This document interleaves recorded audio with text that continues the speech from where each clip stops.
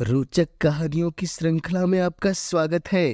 लीजिए आज सुनते हैं मालती जोशी की सुप्रसिद्ध कहानी जिसका नाम है दादी की घड़ी। तो लीजिए प्रारंभ है कहानी।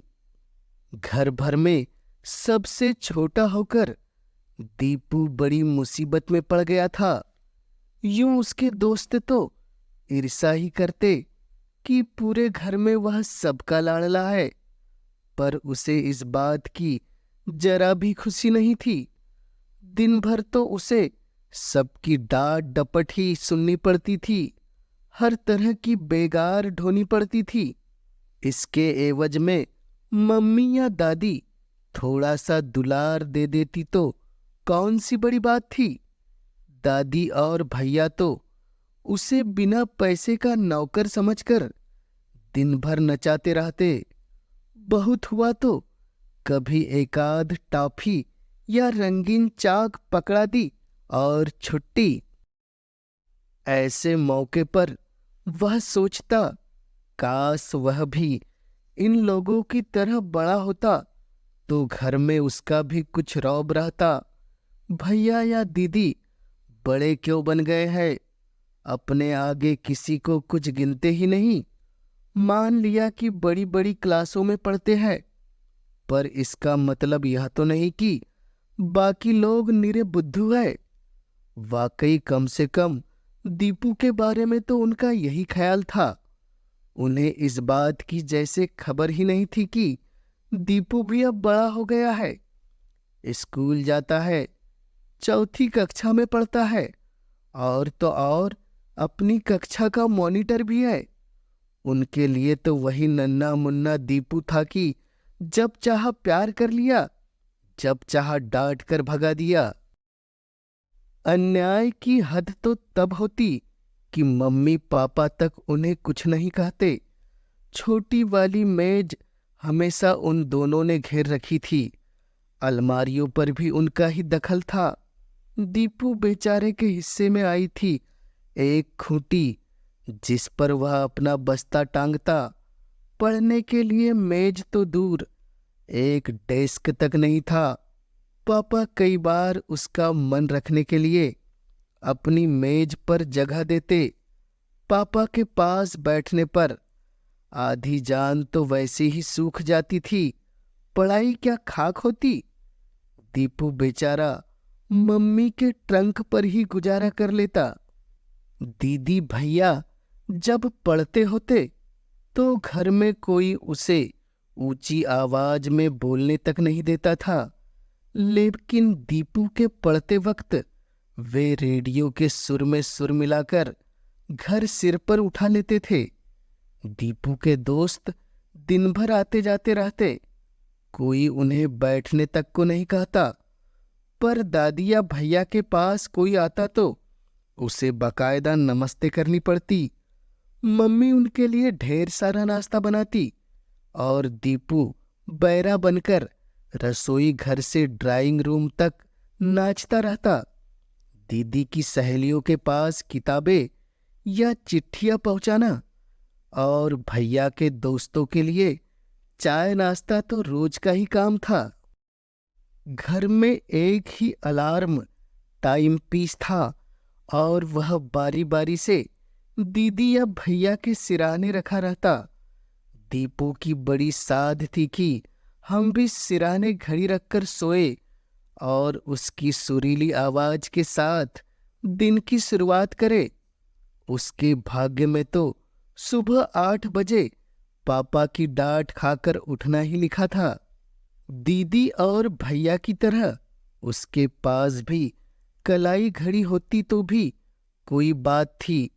वे लोग बड़े थे, घर की अच्छी चीज पर अपना ही हक जताते थे। उसे ताज्जुब होता, इन लोगों की परीक्षाएं क्या रोज ही चलती रहती है। जब देखो तभी 4 बजे से उठकर पढ़ने बैठ जाते हैं। एक दिन दीपू जिद पर अड़ गया। उसके स्कूल में दूसरे दिन इंस्पेक्टर आने वाले थे। उसने आते ही जोरदार शब्दों में ऐलान कर दिया, आज घड़ी मैं ही लेकर सोऊंगा। क्या हमें पढ़ाई नहीं करनी होती?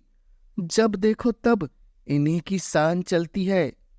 दादी कहने लगी, कितने बजे उठना है? मैं जगा दूंगी।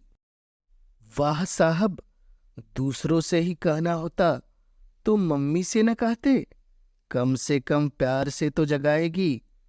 आखिर मम्मी को ही दया आ गई। वह बोली, सीलू, तेरी तो आज परीक्षा खत्म हो गई है। कल तो तुझे जल्दी नहीं उठना है। एक आध बार दीपू का भी मन रख लिया करो। मम्मी की सिफारिश काम कर गई। रात को घड़ी वाला स्टूल उसके सिराहने था। उसे तो खुद चाबी भरने की इच्छा थी, पर दादी का चेहरा देखकर चुप रह गया। घड़ी मिल रही थी, यही बहुत था। रात भर उसे अलार्म के सपने आते रहे। उसने अपनी सारी किताबें तकिए के नीचे रख ली थी। टेबल लैंप लगाने की भी सोच रहा था, पर डर के मारे चुप रहना पड़ा। वह 5 का अलार्म लगवाकर सोया था, पर सुबह उठा तो रोज की तरह कमरे में धूप फैल चुकी थी। सिराने देखा, घड़ी स्टूल समेत गायब थी। समझ गया, दादी ने उसके सो जाने के बाद यह कारस्तानी की होगी। दीपू ने जोर से चिल्लाया, मम्मी! रसोई से मम्मी की चिड़चिड़ी आवाज आई। सुबह सुबह उनके पास फालतू वक्त नहीं होता। मेरी घड़ी कहाँ है? कमरे में कंघी करती हुई दीदी और स्नेह भरी नजरों से देखते हुए वह चिल्लाया, घड़ी तो राजा भैया परलोक सिधार गई। दादी की आवाज में इतनी मिठास थी कि दीपू घबरा गया।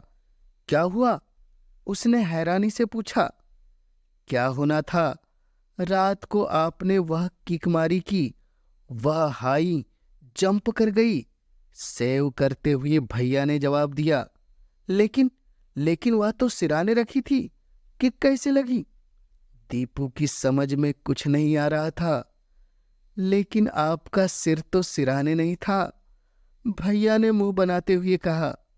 सारी रात तो बिस्तर पर इधर से उधर चहलकदमी करते रहते हो। ओह, क्या जोर से आवाज हुई थी गिरने की? सारा घर जाग गया था, सिवाय आपके। दादी ने फिर चिढ़ाया। लाड़ करने की भी हद होती है। पापा मम्मी पर झल्ला रहे थे। जरा सी जिद के लिए घड़ी का सत्यानाश करवा दिया। 15-20 रुपए से कम नहीं लगेंगे सुधारने में। दीपू इस चौतरफा हमले से एकदम रुआसा हो गया। आंगन में पड़ी खटिया पर चुपचाप जा बैठा। क्यों, क्या हुआ है रे? तुलसी के चौरे के पास माला जपती दादी ने पूछा। सोते में मुझसे घड़ी टूट गई है और सब के सब मुझे डांट रहे हैं। उसे अब सचमुच रोना आ रहा था। तू भी तो नीरा बेवकूफ है, दादी ने उससे प्यार करते हुए कहा। जरा सी घड़ी के पीछे सबकी चिरोरी करता फिरता है। मुझे पढ़ने के लिए सवेरे उठना जो होता है। अच्छा, यह बता कि जब घड़ियां नहीं होती थी तब क्या लोग जागते नहीं थे? मुझे ही देख, कार्तिक में रोज 4 बजे नहाती हूँ। 12 महीने नहा धोकर लक्ष्मी नारायण की आरती में पहुंच जाती हूँ। सो मैं क्या घड़ी लेकर सोती हूँ? दादी की बात में उसे सोचने के लिए मजबूर कर दिया। सच दादी, तुम कैसे इतने सवेरे जाग जाती हो? एक बात है, किसी से कहेगा तो नहीं? मेरी तरकीब अपने पास ही रखना। दीपू ने सिर हिला दिया। दादी उसे अपने बिस्तर के पास ले गई और बोली, देख, यह जो मेरा तकिया है ना, उससे रात को सोते समय कह देती हूँ, भाई तकिए राम, सुबह 4 बजे जगा देना। बस यह मुझे जगा देता है। दीपू ने तरकीब सुनी तो आश्चर्य से उसकी आंखें फैल गई। दिन भर यही इंतजार रहा कि कब रात हो तो वह तकिए का करिश्मा देखे। रात को उसने सबकी नजर बचाकर तकिए से अपनी बात कही और इत्मीनान से सो गया। सुबह उठा तो वही 8 बज रहे थे। दूसरे दिन भी यही हाल रहा, फिर तीसरे चौथे दिन भी। फिर उसने यह नुक्सा भी मन से निकाल दिया। समझ गया दादी की भूत प्रेतों और परियों की कहानियों की तरह यह तरकीब भी निरी गप ही थी। एक शनिवार को उसे फिर घड़ी की जरूरत महसूस हुई, पर इस बार उसने जिद नहीं की, वरन दीदी से कहा, दीदी, सुबह मुझे 5 बजे जगा दोगी? कल ना बाबा, कल तो इतवार है। कल तो अपने राम 8 बजे के पहले नहीं उठने के। दीदी ने कहा, और कल तुम्हें कहाँ तीर मारने जाना है? भैया के इस प्रश्न पर उसे बड़ा गुस्सा आया। हमेशा की तरह मम्मी ने ही उसका पक्ष लिया और बोली, अरे कल उसकी ट्रिप जा रही है, सांची जाएंगे सब बच्चे। मुझे तो सारा काम निपटाते रात को इतनी देर हो जाती है कि सुबह की हामी नहीं भर सकती। तो दादी से कह देना दीपू, 5 क्या 4 बजे उठा देगी। पता नहीं ये बूढ़े लोग इतने सवेरे से क्यों उठते बैठते हैं। कहती हुई दीदी अपनी रजाई में दुबक गई। दादी घर पर नहीं थी। 12 बजे से पहले उनके कीर्तन से लौटने की आशा भी नहीं थी। हताश होकर दीपू ने तकिए का आसरा लिया। तकिए भाई, मेहरबानी करके कल तो जगा ही देना। ठीक 5 बजे, 7 बजे तो बस भी निकल जाएगी। कैसा आश्चर्य था, सुबह जब उसकी आंख खुली तो चारों ओर अंधेरा ही था। वह तो समझा कि रात हो गई है। डर के मारे दम साधे चुपचाप पड़ा रहा। थोड़ी देर बाद ही दादी के कमरे से रघुपति राघव राजाराम की आवाज आई और उसको कुछ धीरज बंधा। दौड़कर दादी के कमरे में गया। वह अभी रजाई में थी। दादी, मैं तुमसे पहले जाग गया, उसने विजयी मुद्रा में कहा। क्यों रे, इतने जल्दी? दादी उसे रजाई में लपेटते हुए बोली, आज पिकनिक पर जो जाना है, पता है, हम लोग सांची जाएंगे। और मम्मी को देखो, अब तक सो रही है। खाना कब बनेगा? 7 बजे पहुंच जाना है स्कूल, दीपू ने शिकायत की। तो अभी तो बहुत देर है, अभी तो 5 ही बजे है। 5? दीपू खुशी से चिल्लाया। तब तो तकिए भाई ने ठीक समय पर जगा दिया। मैं कहती थी ना। कहाँ दादी? दीपू ने शिकायत की। इतने दिनों तक तो एक बार भी नहीं जगाया। दादी ने उसे और भी पास सटाते हुए कहा, दीपू बेटा, तू तो पागल हो गया है। तकिया भी कभी बोलता है?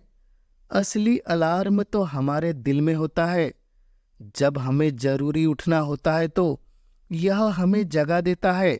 घड़ी की आवाज तो तू बंद भी कर सकता है, पर इसकी आवाज बंद नहीं होती, जगा कर ही छोड़ती है। और इस अनोखी घड़ी का राज पाकर दीपू आज बहुत खुश था। दीपू आज बहुत खुश था।